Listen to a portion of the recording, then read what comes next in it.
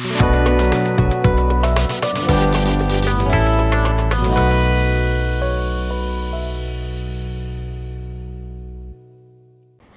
Sobat Lokal, selamat datang di podcast Warga Lokal.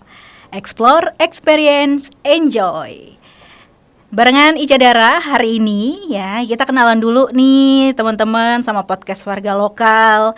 Jadi podcast Warga Lokal ini adalah sebuah siniar yang dipersembahkan oleh kelokal.id. Nah, sebagai media untuk memperkenalkan kawan-kawan yang bangga dengan kearifan lokal Indonesia. Kelokal.id itu apa sih? Nah, jadi kelokal.id ini adalah marketplace penginapan dan juga aktivitas wisata lokal yang memberikan pengalaman berwisata bersama teman, keluarga, bahkan komunitas yang lebih mudah dan juga lebih menyenangkan. Nah, jadi kalau sobat lokal butuh info penginapan menarik di Yogyakarta dan sekitarnya, langsung aja deh kunjungi websitenya kelokal.id. Nah, di podcast Warga Lokal kali ini kita akan angkat isu-isu tentang lokalitas, pariwisata, dan juga komunitas. Di sini kita bakal ngundang narasumber yang aktif di isu tersebut, tentunya untuk menyebarkan pesan-pesan positif dan inspirasi untuk dunia. Nah, Sobat Lokal, kali ini Ica mengundang narasumber yang bisa kasih kita inspirasi tentang clay artist. Kali ini Ica udah barengan sama Mbak Nuraini Ramadhani. Halo. Halo Kak Ica. Apa kabar nih? Baik dong. Baik ya. Gimana kegiatan hari ini? Ya dilakukan dengan sangat sempurna sih.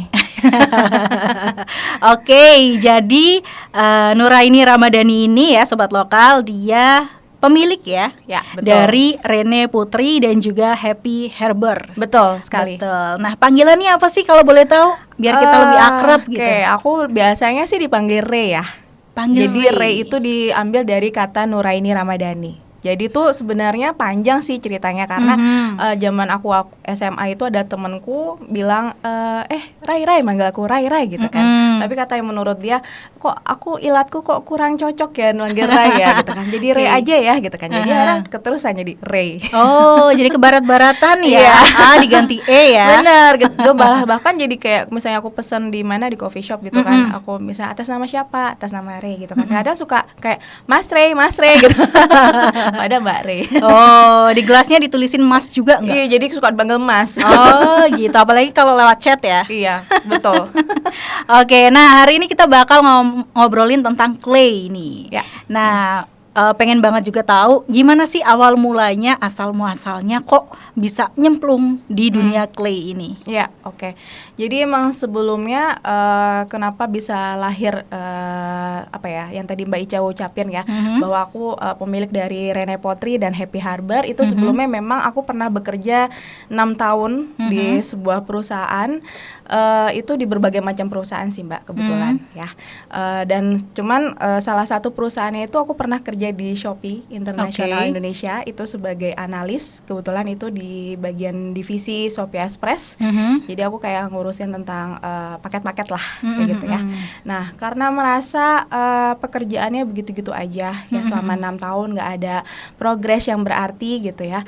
Dan merasa selama ini kayaknya kegiatanku di kantor itu kayak lebih ya monoton gitu ya gitu kan. Terus akhirnya ada pergejolakan hati sih sebenarnya ya kan, pengen keluar dari zona nyaman, cuman masih belum tahu itu apa gitu kan. Kadang kayak ada perasaan keinginan aku gitu kan, ada kayak bingung gitu, kayak pergejolakan diri, kayak tujuan hidupku tuh yang sebenarnya tuh seperti apa sih kayak gitu. Sampai pada akhirnya aku ikut berbagai macam kegiatan, kayak jalan kaki, ikut-ikut komunitas kayak gitu, terus habis itu ikut-ikut kelas workshop kayak gitu kan. Cuman sempet itu aku ikut kelas workshop di bagian kayak workshop bikin kalung dari manik-manik. Itu ternyata aku nggak begitu cocok gitu kan. Sampai akhirnya sempat main ke Tempuran Space. Pernah dengar nggak Mbak Tempuran Space? Pernah dengar ya gitu kan. Nah itu aku main ke situ. Kebetulan di sana tuh lagi ada pameran keramik ya. Itu diselenggarakan oleh Nobar. Nobar itu nama IG-nya nonton bareng. Jadi dia kayak platform yang menemukan antara seniman dengan penonton ya. Di situ di Tempuran Space lagi ada pameran keramik dibawakan oleh Buntari Keramik Studio. Oke. Di situ. Nah, aku tertarik, ya kan? Aku tertarik dan aku mencoba experience main tanah di situ. Dan ngerasa kayak, oh, kok inner childku happy ya. Oh, jadi kembali ke masa dulu ke masa ya. lalu gitu kan. Kok ternyata gini ya main clay gitu kan. Main tanah tuh seperti ini gitu kan. Kok menyenangkan gitu kan. Jadi kayak ada perasaan membahagiakan ketika main clay, main tanah gitu. Oh, kalau dulu bedanya pasaran. Bener, main pasaran. Kalau sekarang sih ya sebenarnya bisa juga dibilang pasaran sih, Mbak. Iya. Cuman sekarang tuh kayak bentuknya macem-macem gitu kan. Tapi pertama kali waktu ikut masuk ke komunitas itu, pertama kali yang dibikin itu apa sih?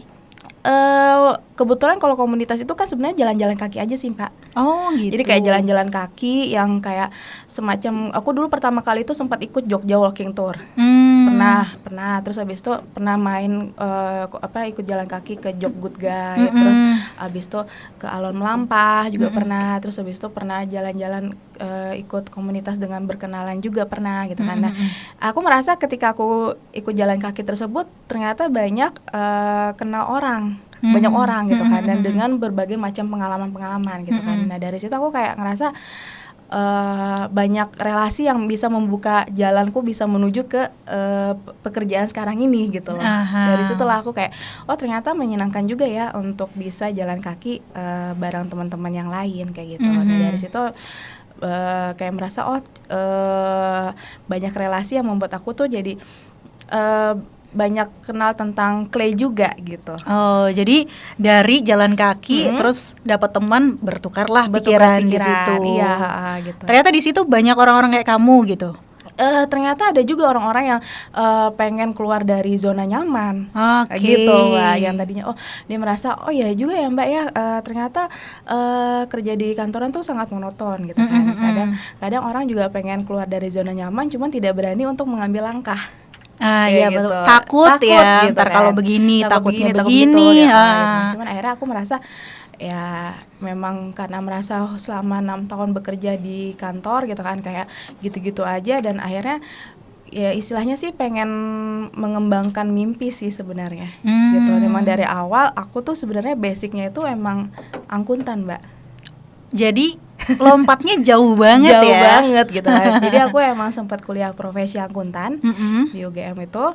Terus kuliahnya pun juga akuntansi jurusannya gitu kan. Nah, itu karena memang pengen istilahnya membanggakan orang tua sih sebenarnya, atas keinginan orang tua juga gitu kan. Dan emang sebelumnya nggak pengen kuliah akuntansi. Oh iya? Iya, karena jadi aku sebenarnya pengen pure pilihan orang tua. Benar, pilihan orang tua semua gitu kan. Jadi ya berbakti ya.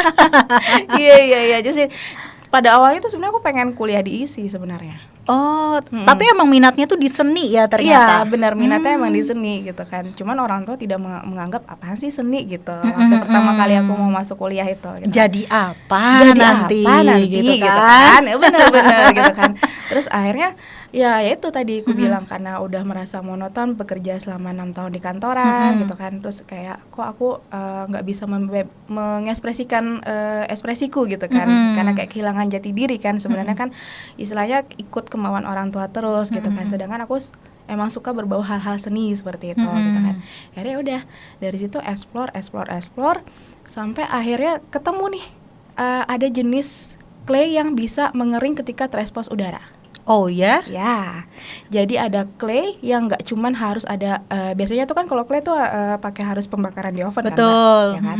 Dan itu emang berbagai macam jenis clay sebenarnya untuk pembakaran di oven gitu kan. Ada kayak stoneware atau earthenware, itu memang biasanya itu memang harus dibutuhkan untuk pembakaran oven, ya kan. Nah kalau clay yang aku gunakan itu namanya air dry clay.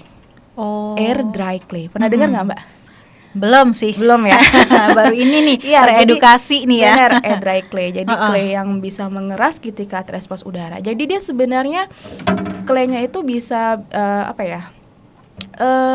dibentuk hanya menggunakan air aja. Oh, gitu. Jadi gampang banget ya Gampang sebenarnya. banget, Lebih mudah. lebih ya. mudah bagi orang yang seneng. Bagi orang yang senang. Tapi emang dari awal udah pakai yang jenis itu.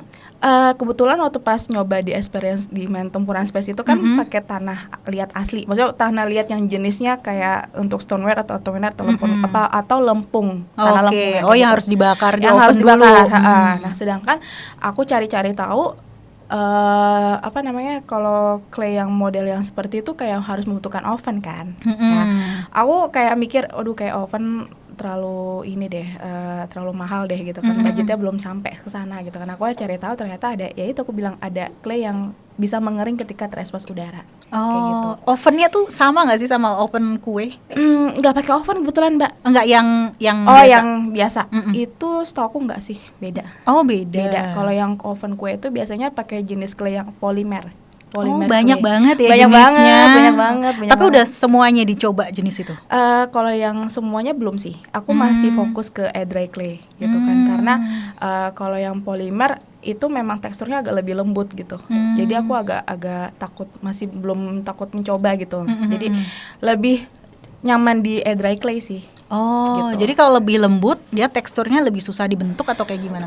Kalau misalnya teksturnya lembut itu biasanya gini ya Mbak, aku tergantung tangannya orang sih gitu kan. Kebetulan tanganku tuh agak clumsy ya, agak kayak kaku-kaku sedikit gitu kan. Cuman takutnya kalau misalnya dia terlalu lembut nggak ngebentuk gitu apa yang aku pengenin gitu kan. Kalau jenisnya air dry clay itu dia agak setengah keras juga setengah lembut gitu. Jadi masih bisa dibuat dengan tangan gitu loh Mbak. Kayak gitu. Oh gitu. Ini mainan clay itu udah berapa lama sih? Setahunan ada. Setahunan ada. Setahunan ada. Sobat lokal nih kalau yang mau tahu ya produk yang udah dibikin sama Kak Ray, ini kita bisa lihat di sini. Nah, mau nanya juga nih, seberapa lama sampai bisa bikin yang sesempurna ini? Tergantung produknya sih Mbak. Kalau misalnya semakin banyak, kalau produknya semakin besar, kayak misalnya bikin kayak gini nih, ya, ini kayak membutuhkan waktu proses sampai 5 hari pengeringan. Ya, kayak gitu. Kayak aku bisa. Jadi kenapa nama produknya tuh ada yang nama brandku ada Rene Pottery sama Happy Harbor. Jadi emang dibagi dua gitu. Jadi Rene Pottery itu memang dikhususkan untuk kelas workshop, sedangkan Happy Harbor itu dikhususkan untuk jenis aksesoris. Seperti yang ada di teman-teman bisa ngelihat produk aku ini ada berbagai macam kalung sama gantungan kunci itu dari clay, dari air dry clay. Gitu. Nah, jadi kalau semakin kecil produk clay-nya aku buat itu semakin cepat juga Mbak pengeringannya. Gitu. Itu harus di bawah sinar matahari nggak sih? Iya, memang disarankan iya. Memang harus dijemur di bawah sinar matahari. Tapi kalau dalam kondisi sedang mendung, ya kan, ya nggak apa-apa juga gitu kan Mbak. Karena dia akan mengering juga ketika terekspos udara. Jadi intinya ketika dia dibiarkan di ruangan, dia akan tetap kering. Gitu. Jadi cuaca nggak begitu pengaruh Nggak ya? begitu pengaruh sih. Cuman memang lebih kayak prosesnya akan lebih lama lagi. Gitu kan. Kalau adanya matahari kan mungkin lebih cepat ya. Yang tadinya hanya justru cuma 5 hari, tapi kalau udah mendung yang bisa memakan 7 hari kayak gitu. Gitu. Lumayan juga ya. Lumayan Berarti sih. sekali bikin langsung banyak tuh. Iya, lumayan banyak sih. Nah, ini penjualannya gimana sih? Kebetulan aku masih melalui Instagram aja sih Kak. Jadi belum coba Shopee sih belum kan, karena kebetulan yang di Happy Harbor ini masih baru banget. Dia malah lebih baru ya? Masih baru banget, masih bulan Januari kemarin. Baru berapa bulan? Iya. Sebulan lebih, gitu satu kan. setengah bulan ya? Karena aku kemarin sempat buka bazar di Pakuwon kemarin. Di Happy Harbor itu. Pas lagi ada event high season, Imlek kemarin itu buka bazar di sana kayak gitu. Terus abis itu kayak masih belum sempat untuk ngurusin produknya tuh mau dijual fokus kemana gitu kan. Jadi sementara sih kalau mau order ya lewat Instagramnya Happy Harbor dulu gitu. Nah, sobat lokal bisa dicek deh langsung ya, karena pasti lucu-lucu banget. Soalnya 3 ini yang di bawah juga lucu-lucu semua. Nah, tadi kan kalau yang di Rene Pottery itu dia ada workshop gitu. Benar, ya. Nah, selama setahun ini udah berapa workshop yang dijalanin? Ya bisa mungkin sekitar 20 lebih. Oh wow, banyak ya.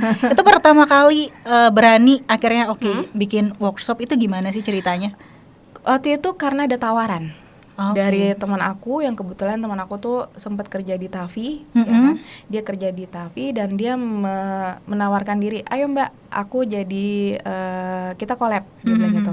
Aku yang nanti menjadikan produk TAFI sebagai kayak sponsor di kelas workshop kamu, dia bilang kayak gitu. Kamu mau nggak buka kelas gitu kan? Terus aku kayak, aduh iya nggak ya gitu kan. Aduh pengen tapi kok takut apa ya, nggak bisa menjelaskan gitu kan. Terus cuman kayak modal bismillah dan yakin sama diri sendiri gitu kan, kalau aku bisa ya akhirnya bisa gitu, malah keterusan.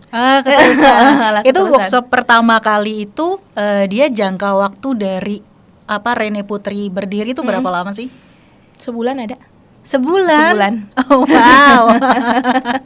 Sebulan cepet aja loh ya ini ukurannya buat langsung 1 tahun bikin workshop sampai 20 ya. Tapi kalau misalnya ada sobat lokal yang pengen juga nih ikutan workshopnya Rene Putri, itu nanti bakalan dapat apa aja sih di workshop itu? Oke, kalau di Rene itu kalau kalian ikut kelas workshop itu pasti hasil karyanya pasti akan dibawa pulang, pasti, dan juga nanti cat akriliknya juga dibawa pulang.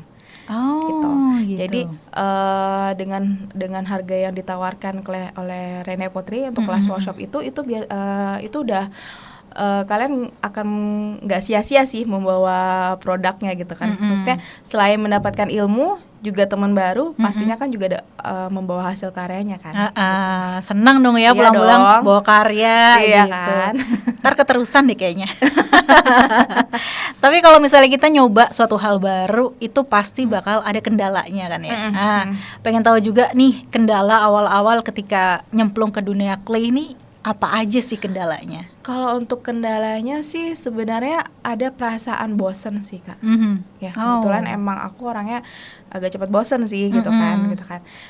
Kayak bahkan ada yang sempet kayak art block. Jadi kayak art block tuh kayak buntu mau bikin apa ya, kayak gitu.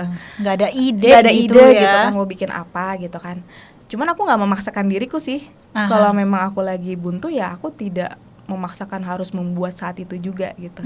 Ya aku mengalihkan dengan jalan-jalan atau pergi sama teman kayak gitu. Jadi kayak mencari inspirasi baru di luar kayak gitu. Lebih ke itu aja sih Mbak gitu kan. Kadang kalau memang udah ngerasa udah cukup istirahatnya, udah cukup senang-senangnya, udah cukup mendapatkan idenya, baru aku mulai lagi. Biasanya gitu sih. Gitu. Iya. Apa ya bentuk clay yang menurut Ray itu paling rumit yang pernah dibikin itu apa sih? Kalau untuk kelas workshop ya, ini lebih ke kelas workshop ya. Yang aku maksud itu lebih ke vas sih. Ke vas bunga? Vas bunga. Ya. Karena apa? Kenapa dia susah? Karena step by stepnya lumayan banyak Mbak, gitu. Dan supaya kan vas itu kan supaya dia tinggi itu kan yang penting bawahnya ini, bagian bawahnya itu harus jejak dulu kan, harus kayak bisa berdiri dengan tegak dulu kan. Kalau enggak kan nanti dia akan letoy, gitu kan. Itu yang membuat aku agak sulit sih membuat bikin vas tuh, lumayan tingkatannya lumayan sulit gitu kan. Terus juga ada penambahan dinding claynya juga supaya dia tinggi gitu kan. Itu yang membuat agak sulit sih kalau bikin vas sebenarnya. Apalagi kalau dia semakin besar semakin sulit juga sebenarnya. Malah vas semakin lebar lebar semakin sulit. Gitu. Karena pernah emosi nggak sih gara-gara nggak berdiri-diri gitu? Enggak sih Mbak. Enggak ya. Sabar banget ya dirimu ya. Enggak sih Mbak, karena memang enjoy.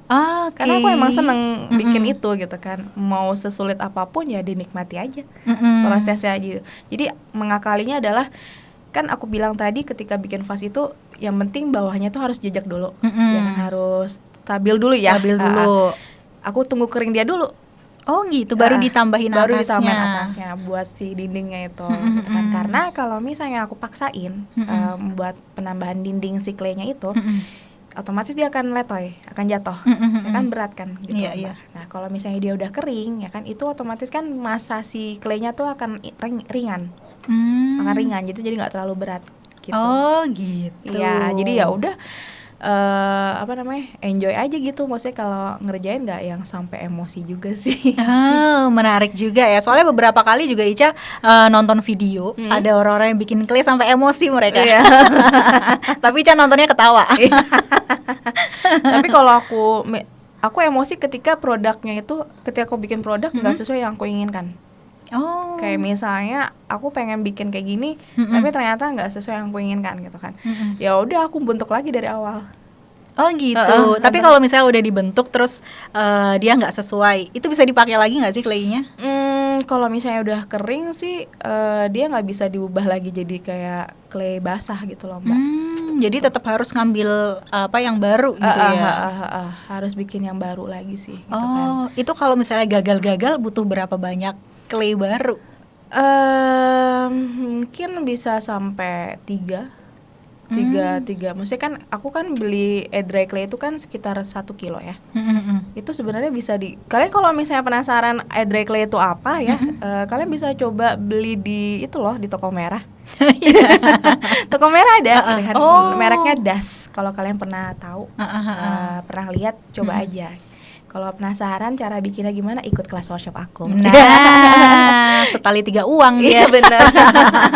Tapi bikin tutorial gitu nggak sih, dimasukin ke YouTube atau apa gitu, atau Instagram? Kalau YouTube belum, tapi Instagram ada.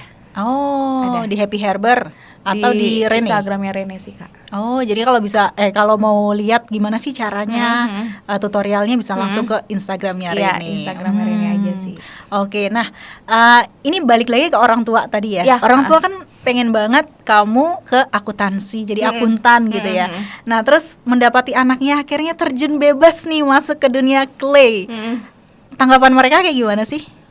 Mereka nggak ada masalah sih, Kak. Karena yang kemarin ya udah deh. Ya udahlah gitu kan. Kayak awalnya sih sebenarnya memandang sebelah mata dulu sih awalnya pasti ya kan. Oh emang ada ya orang yang beli itu, emang ada ya jenis clay yang seperti itu gitu kan. Pasti dipandang sebelah mata.